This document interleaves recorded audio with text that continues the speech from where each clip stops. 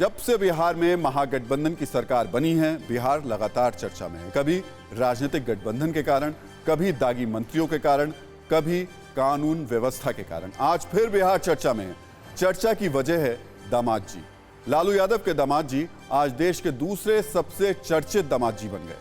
सवाल पूछे जा रहे हैं कि आखिर दामाद जी किस हैसियत से सरकारी बैठक में जा पहुंचे। लेकिन सवाल सिर्फ दामाद जी को लेकर नहीं है। आज डिप्टी सीएम तेजस्वी यादव की बैठक में भी एक तस्वीर सामने आई। इस सरकारी बैठक में तेजस्वी के राजनीतिक सलाहकार मौजूद थे। अब विपक्ष ये सवाल पूछ रहा है कि आखिर बिहार की सरकार मंत्री चला रहे हैं, दामाद जी चला रहे हैं, या मंत्रियों के निजी सलाहकार चला रहे हैं। दामाद जी का स्वागत भारतीय परंपरा है, लेकिन ये स्वागत सम्मान घर में होता है। यहाँ दामाद जी तो सरकारी दफ्तर में पहुंच गए, विभाग की बैठक में पहुंच गए,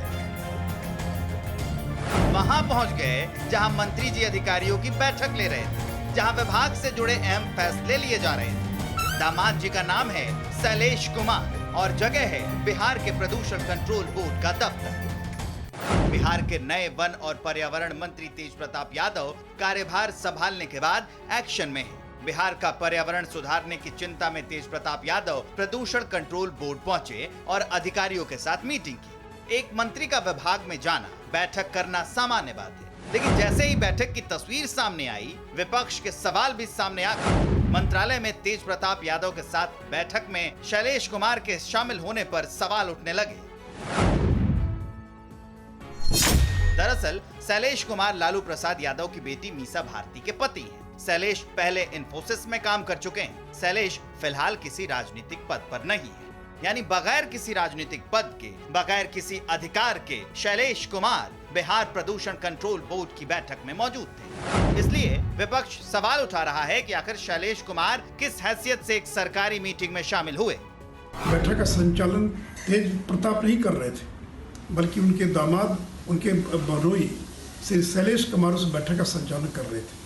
आखिर सवाल ये पैदा होता है कि उनके बहनोई इस बैठक में पहुंचे कैसे, अधिकारियों ने उनके बहनोई को बैठक में आने की अनुमति कैसे दी, और फिर वो बैठक में प्रश्न कैसे पूछ रहे थे, बैठक का संचालन कैसे कर रहे थे। शैलेश की पत्नी मीसा राज्यसभा सांसद है और शैलेश बेशक किसी पद पर ना हो, लेकिन राजनीति में पूरी तरह एक्टिव है। शैलेश आरजेडी के कार्यक्रम में अक्सर नजर आते हैं। लेकिन यहाँ सवाल पार्टी का नहीं, सवाल सरकार का है। सवाल ये है कि आखिर बगैर किसी सरकारी पद के एक शख्स कैसे मंत्रालय की बैठक में शामिल हो सकता है। विचारधारा की बुनियाद पर, संगठन की बुनियाद पर कुछ नहीं करके इनके लिए एक अपॉर्चुनिटी है, और इस अपॉर्चुनिटी की जब बात करते हैं तो ये फैमिली के लिए एक अपॉर्चुनिटी है कि मंत्री के साथ उनके सगे संबंधी भी विभागीय बैठक में जाते हैं।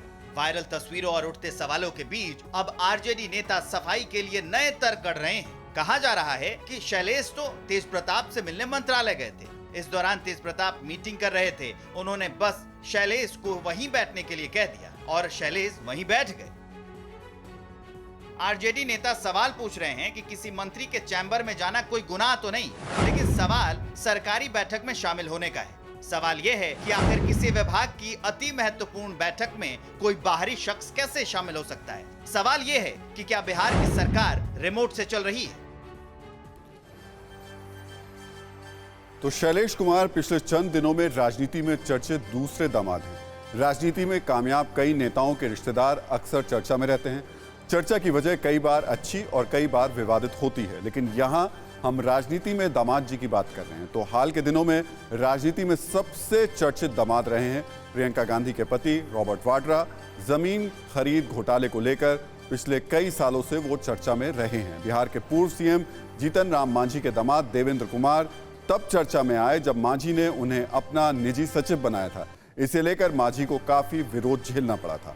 इसके अलावा गुलाम मोहम्मद शाह नेशनल कॉन्फ्रेंस के मुखिया शेख अब्दुल्ला के दामाद थे। उन्होंने शेख अब्दुल्ला की मृत्यु के बाद अवामी नेशनल कॉन्फ्रेंस नाम की पार्टी बनाई और खुद सीएम बन गए थे। चंद्रबाबू नायडू टीडीपी के संस्थापक एनटी रामाराव के दामाद हैं। बाद में चंद्रबाबू नायडू ने एनटीआर की बगावत की और उन्हें पद से हटाकर खुद सीएम बन गए। तो सवाल सिर्फ तेज प्रताप यादव को लेकर नहीं है, सवाल अब तेजस्वी यादव को लेकर भी उठ रहे हैं। तेज प्रताप यादव की बैठक में उनके जीजा शैलेश मौजूद थे, तो अब तेजस्वी की एक विभागीय बैठक की तस्वीरें भी सामने आई हैं। इन तस्वीरों में उप मुख्यमंत्री तेजस्वी यादव स्वास्थ्य विभाग में अधिकारियों के साथ बैठे हैं और इनके साथ बैठे हैं संजय यादव।